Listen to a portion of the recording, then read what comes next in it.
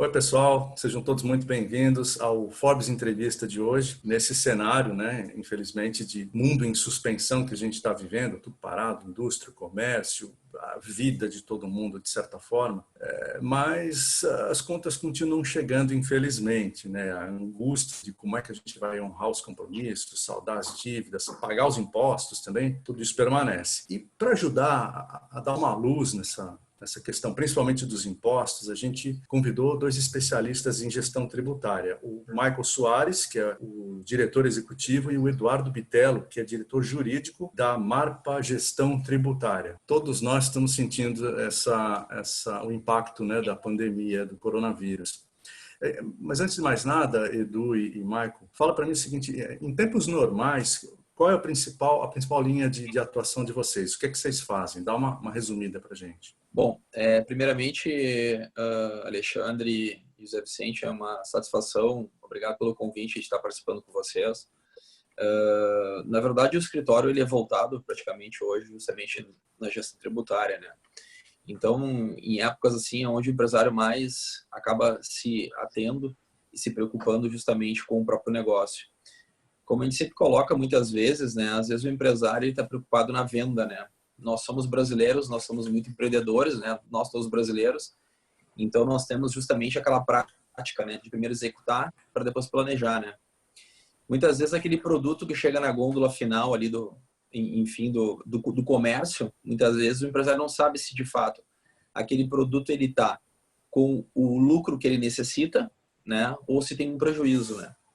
E isso foi que eu e o Eduardo, a gente buscou muito na gestão praticamente hoje do escritório, é justamente entender isso, né? Que muitas vezes o próprio lucro da empresa, ele não está na venda final do produto na gôndola, às vezes ele está internamente na gestão própria dela. E uma delas que é a maior preocupação hoje, justamente, é como pagar o seu imposto de uma forma correta, né? Ou como usar, né, dentro da lei, né, o nosso trabalho, enfim, a favor, e ensina na frente o empresário ter de fato aquele lucro que ele imaginava quando ele era executor, né? Então, ou seja, justamente hoje o que nós tentamos justamente aplicar junto ao mercado, né, levar a informação junto ao empresariado é o quê? Né? Primeiro vamos planejar para depois executar. Então hoje... Desculpa te interromper, Michael, Por favor. em cima disso que você está falando, eu vi uma frase do Eduardo, que ele diz que 9 entre 10 empresas pagam impostos de forma errada no Brasil. É tudo isso mesmo? A gente está fazendo tudo errado mesmo? Olá, Alexandre e José Vicente, né? Primeiramente agradecer a vocês aí pelo convite. Acho que é um momento muito importante, né? De nós estar debatendo aqui o assunto tributário e que está bem em voga, né? É uma situação que o país está passando preocupante, né? Mas que eu tenho certeza absoluta que a gente vai sair dessa juntos e vamos ficar cada vez mais fortes. Infelizmente, né, pela pergunta, voltando à pergunta, a cada 10 empresas, ou até pessoas físicas, podendo incluir, botar o contribuinte de forma geral, pagam de formas, vamos dizer assim, né, de forma errada os impostos, devido ao que? A nossa grande complexidade, a nossa carga tributária, né? Pegamos alguns dados de sites oficiais, bem resumidamente, são mais de 6 normas editadas desde a promulgação da Constituição Federal, que foi em 1988. É mais ou menos, em média, 2 normas editadas por dia, né, útil. Então é muita norma, é muito texto, é muito complexo, e para a empresa observar tudo isso, ela acaba, né, tendo que ser muito atualizado, dinâmico, e que acaba sendo difícil. Por isso que eu e o Michael, quando a gente fundou a Marpa Gestão Tributária, a gente se focou em tributos. A gente sabia que se a gente fosse fazer uma advocacia mais empresarial, a gente iríamos dar conta tributário, porque é muito complexo, precisa de muita atenção, e a gente precisa estar atento a tudo que é julgado, né? Tanto no judicial, que eu estou colocando só normas administrativas, mas tem a parte judicial, que é a jurisprudência, que vem sempre dando novos horizontes para o empresário poder se aproveitar de créditos e ter decisões favoráveis. Como é que o empresário está se comportando agora com essa pandemia, que fez com que muita gente enfrentasse uma queda de receita e não sabe o que faz com o funcionário, não sabe o que faz com as contas que vão chegar, as contas recorrentes, os tributos recorrentes. Como é que vocês viram isso? A gente já está aqui quase um mês nessa situação. Como é que isso chegou para vocês? primeiramente, né, é um sistema preocupante, né, mas também a gente não pode entrar em desespero. Acredito que a prudência, nesse momento, acho que é a principal palavra que a gente tem que utilizar. Acredito que a gente vai passar, é um estágio, vamos chamar de temporário, né, ele não é permanente, e eu acho que a prudência em o empresário poder verificar, ele poder realmente fazer o planejamento tributário, né, vamos falar mais específico até da parte tributária, para ele realmente ver se ele está pagando de forma correta, se ele tem crédito, se ele pagou a maior, porque muitos empresários acabam pagando a maior. Porque muitos empresários contribuintes acabam vendo só o lado que a receita é alta carga tributária, que paga indevidamente, mas muitos acabam pagando de forma até maior e não sabem disso. Ou se apropriar de créditos que acabam tomando. Que isso pode gerar um caixa para ele. Que isso ele pode fazer uma compensação. Né? Porque, vamos pegar um exemplo. Muitos empresários acabam deixando de tomar crédito de luz, de ativo permanente, né? Saiu decisões recentes de publicidade e propaganda. Então, o empresário às vezes não chega essa informação a ele. Ele está pagando impostos sobre o que é considerado crédito para ele. Supondo que eu tenho um negócio com 10 funcionários. É loja física, eu tive que fechar as portas, virou um mês, eu estou nessa situação. Quais são as primeiras coisas que eu devo olhar? Assim? Pô, respira e faço o quê na parte tributária? Acredito, né, que o empresário contribuinte ele tem que chamar um especialista e ajudar ele a passar por esse momento, vamos dizer, de adversidade, né? Como eu frisei, ele é temporário, né? Não é permanente. Para ele fazer não pode, o que ele vai fazer nesse momento? Não pode deixar de pagar imposto, ou se ele vai fazer, tem que fazer com prudência, que atitudes legais ele pode fazer que dê essa garantia para ele, né? Que ele não vai sofrer lá na frente uma penalidade. Que é muito isso que eu e o Michael debatemos, né? Que o empresário às vezes sai uma norma, vou deixar de pagar. Essa é a solução, lá na frente ele vai conseguir. Será que fazer uma revisão não é o caminho correto? Então, bem objetivo a tua pergunta, eu acredito que ele tem que pegar um especialista, revisar o que ele está pagando e ver de benefícios que o governo está dando para o empresário, para o contribuinte, nesse momento de Covid-19. O que o governo está oferecendo? O que ele pode pleitear judicial? E que decisões judiciais e administrativas ele já tem em favor dele? A partir daí, ele consegue montar um planejamento e uma execução. Na prática, que medidas, né, em relação aos impostos estaduais, federais, etc., a gente deve tomar agora, a partir de hoje, assim, em função desse cenário que o Merck falou, que está tudo parado, não está entrando dinheiro, atividade econômica no mundo inteiro praticamente. O primeiro momento assim é justamente entender e estudar bem a empresa, né? Ver qual é o regime dela de tributação, enfim, saber o que está mais incomodando ele muitas vezes o empresário está mais preocupado e voltado, claro, para todos os tributos, mas o ICMS pesa mais, enfim, o federal pesa mais, enfim, fazer uma análise sobre isso. Nós no escritório, Eduardo, lá mais ou menos há uns 2 anos e meio atrás, nós estruturamos, juntamente nós fizemos um software onde hoje a gente consegue fazer uma leitura da empresa, né, e ter mais ou menos assim um raio-x, né, o histórico dela dos últimos 5 anos, ou seja, são 60 meses, justamente para ver como é que a empresa hoje ela está adiante, né, junto à Receita Estadual e Federal. Então, com isso, a gente consegue entregar um compliance da empresa, um compliance tributário dentro de 7 dias úteis. Né? Então, a gente consegue fazer essa revisão fiscal e ver o que a empresa pagou maior ou menor. Então, isso eu acho que é a primeira medida que a empresa deve tomar, antes de tomar qualquer tipo de cautela, justamente revisar o que ela tem para trás, porque, com certeza, agora é um momento que a empresa está passando, né, de um mês e meio que nós vamos ter pela frente, 2 meses, não sabemos, é uma incógnita, né? É um dia após outro, sempre que a gente está conversando sobre essa epidemia. Mas justamente o primeiro passo, né, que nós indicaríamos sempre, que nós indicamos agora até inclusive para as empresas que estão nos procurando, é justamente isso, fazer essa leitura desses 60 meses, né, e enfim ver para qual lado nós vamos traçar, assim, né, porque a cada 10 empresas, eu e o Eduardo, a gente brinca muito, né, 11 tem crédito, né, 11 está pagando de favor, o Eduardo falando 9 errado, mas a gente tem um chavão dentro do escritório que é sempre uma a mais, né, ou seja, aparece sempre algo a mais, sempre uma surpresa a mais junto àquela leitura feita aqui pelo nosso software. Então, primeiramente, seria exatamente isso, né? Fazer uma análise disso. E aí, enfim, traçar bem um planejamento para os próximos 5 anos para frente da empresa, né? nunca planejar ano a ano, mas sempre planejar uns 5 anos para frente, né? Então, esse seria basicamente, né, hoje a primeira etapa a ser feita sobre isso. Tá, vocês também chegaram a mudar o modo de trabalho de vocês, o esquema, o atendimento aos clientes? O que mudou para vocês com a pandemia? Acabou tendo que eu acho que a palavra talvez seja que uma das principais que acabou nos ensinando essa pandemia foi a reinvenção, né? A gente teve que reinventar muitos serviços, né?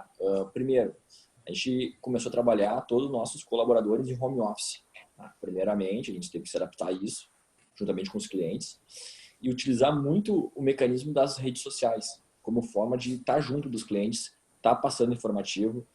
Tanto é que eu e o Michael gravamos na última sexta-feira uma live, né? E foi de grande valia, grande repercussão, grandes perguntas, porque a gente tem que ter uma outra comunicação com o cliente, não só o B2B, né? A presença física, temporal, junto ao cliente, mas dá para estar no home office, né, fazendo tantas reuniões ao mesmo tempo, estando no mesmo lugar, e às vezes a gente consegue estar até mais próximo e de vários clientes ao mesmo tempo. E a demanda dos clientes mudou muito depois desse período todo de paralisação global, não?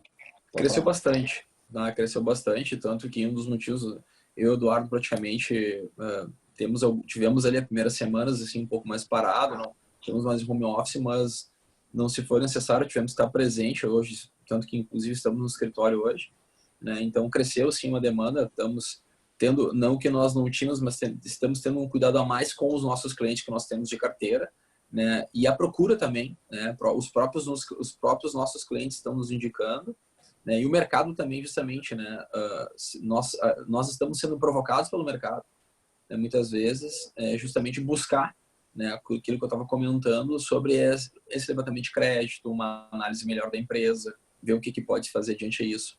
Porque o mercado praticamente parou ali, vamos botar ali dia 10, dia 13, 14 de março, né? Então teve um reflexo antes disso de faturamento para o empresário, né? Que esse reflexo ele vai ter que fazer jus a esses impostos no próximo mês agora. E obviamente que aquele caixa levantado nos primeiros 15 dias de março, o empresário colocou no giro, aonde fazer frente ao jus ao imposto vencendo, e isso que vai ser agora o grande dever do empresário, cumprir isso tudo, né? Então, a demanda sim cresceu, justamente nós estamos sendo muito provocados pelo mercado, né, para justamente estar atento no próprio levantamento de crédito junto às empresas, né? Bom, então vamos aproveitar essa experiência toda que vocês têm e a gente vai escolher algumas perguntas, né, que as pessoas mandaram para as nossas redes sociais relacionadas a isso. Perguntas para o Eduardo e para o Michael, da Marpa, especialistas em gestão tributária. Maravilha. Então vamos lá. A primeira pergunta é verdade que a data do pagamento da DAS, né, o documento de arrecadação do Simples, das microempresas, mudou? Sim, é verdade, sim. Né? A gente até brinca. Até complementando o que o Michael colocou, a gente tem que hoje, eu até coloquei um pouco de dados de norma, quantas normas foram publicadas, e hoje só, com essa pandemia, com o problema do Covid, a gente já teve muitas medidas provisórias publicadas, né? Então a gente vê algumas informações de sites, sim, que até a gente brinca, cuidado com fake news. Então a nossa consultoria até está aumentando devido a isso. Então os empresários perguntam, posso fazer isso, posso fazer aquilo, né? Então é bem pertinente essa pergunta, mudou sim, porque para o governo ele deu, vamos dizer, uma moratória para as empresas do Simples e o microempreendedor, né? Nos 3 primeiros meses, né? Que vai ser, que a partir agora da competência de março, né? Mas o pagamento em abril. Então ele prorrogou isso aí lá para outubro, novembro, dezembro. Então a empresa lá na frente vai ter que se precaver porque ela vai ter que fazer o pagamento, né, de forma simultânea, vamos dizer, com exatamente a segunda pergunta. E quando eu tiver que pagar, eu vou ter que pagar 2 de uma vez? Sim, né? Não tem, claro, vamos botar a posição atual, sim, né? Pode ter uma mudança agora, mas o que até agora, até nesse momento foi publicado, é que lá em outubro, novembro, dezembro vai ter que pagar essas que tiveram uma moratória, um diferimento, né? E vai ser postergado o pagamento para outubro, novembro e dezembro. Então, esse é o momento do empresário sempre de cuidar. O modus operandi, como é que vai ser, nos perguntam bastante. A gente está esperando agora um ato declaratório da Receita Federal, o modus operandi. acredito que vai ser de forma online, né? Porque hoje é tudo interligado, até porque a gente está no... não está podendo, a gente, né, tá na rua, então é bem possível que já seja o próprio sistema da Receita já gera um próprio site.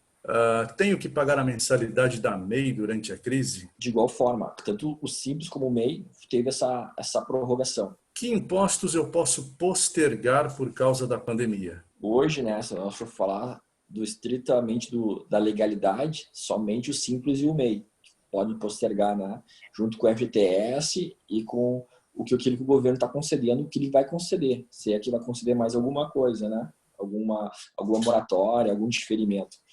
Hoje, é o que a gente está frisando bastante, é muito a palavra prudência e cautela para o empresário ele poder, né, fazer jus frente aos impostos, vamos colocar. Para ele tomar qualquer atitude, ele precisa buscar em juízo ou fazer uma revisão fiscal de forma administrativamente. Isso sim ele pode fazer, está autorizado, ele tem que fazer, é um dever, né?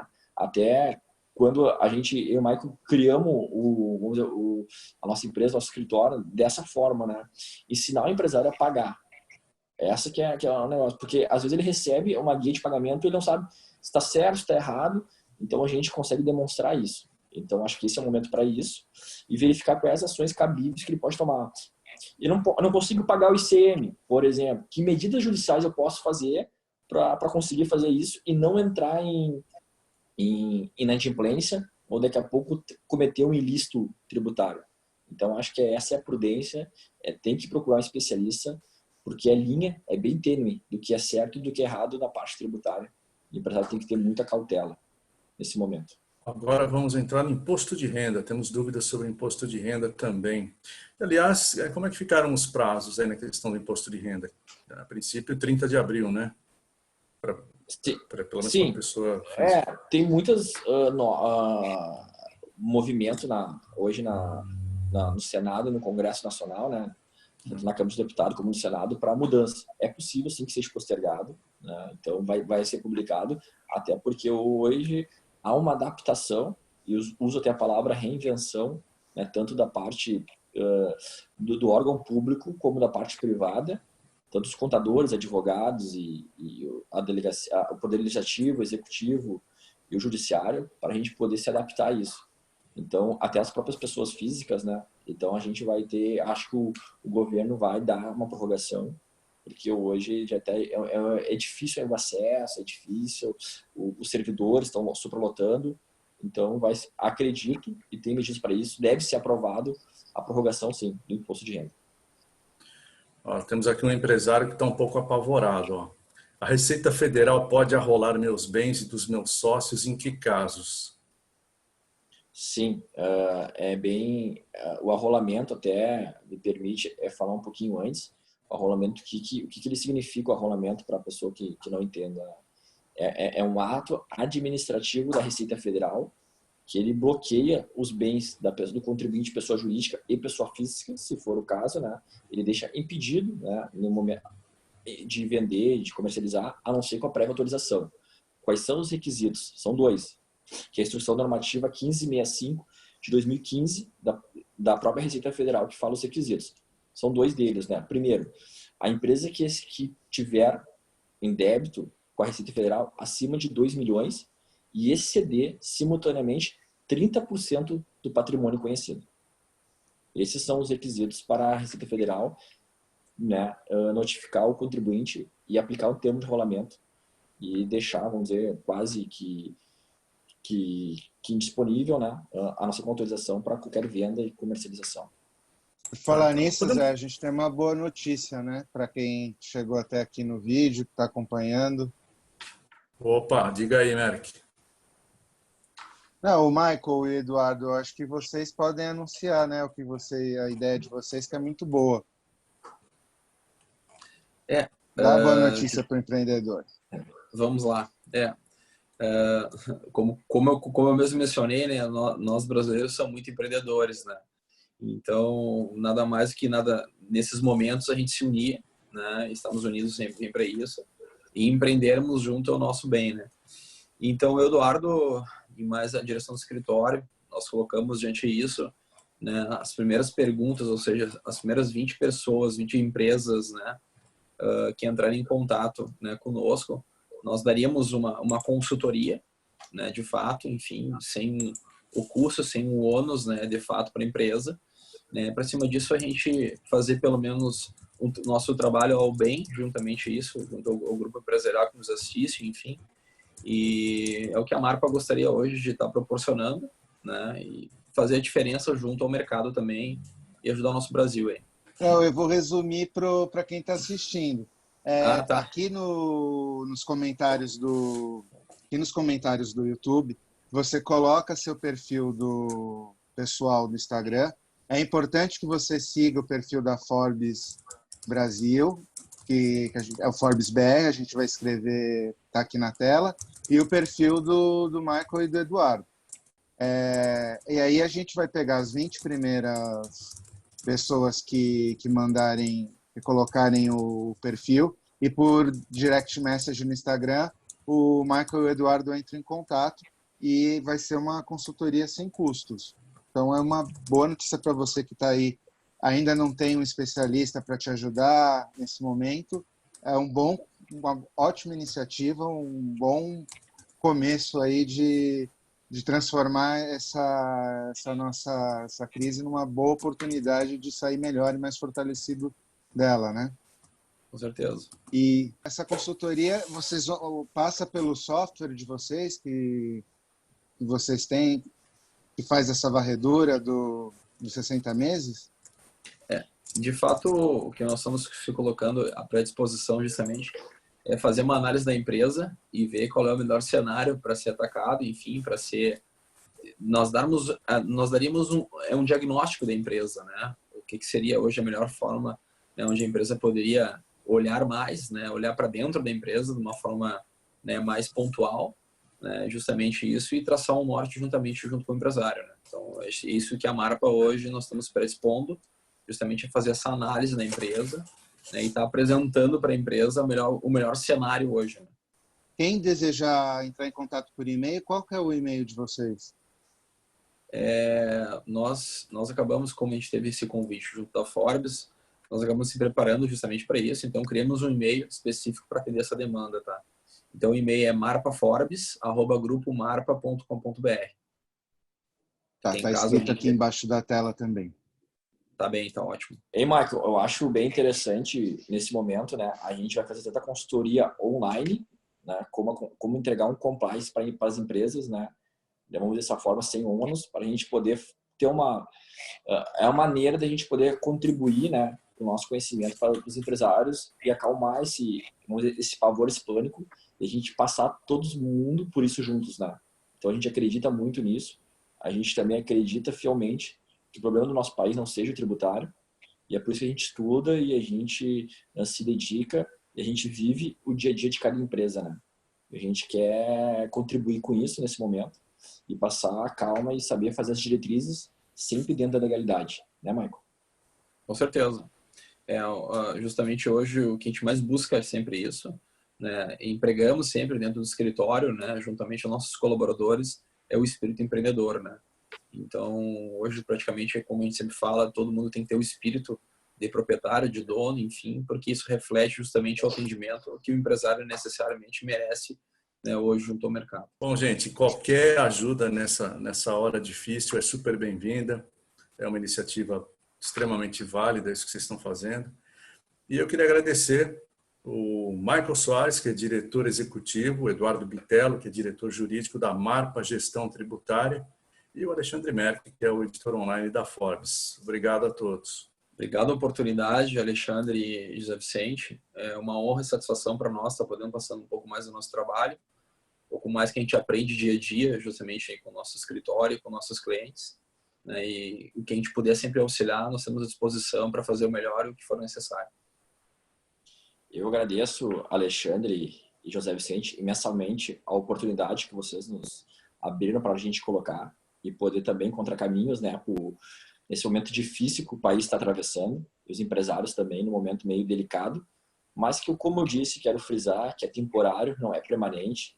Eu queria deixar uma frase, né, para todos aí, que a gente vai superar e que do problema vem a solução. Então tá aí, talvez, de repente, a gente vamos sair muito mais forte desse momento difícil com a união de todos. Contem conosco e muito obrigado pela oportunidade mesmo. Obrigado, Michael. Obrigado, Eduardo. Obrigado, José Vicente. E você que está assistindo, coloca seu perfil nos comentários. Os 20 primeiros vão ganhar uma consultoria da Marpa. E obrigado pela iniciativa. É muito importante a gente se ajudar nesse momento.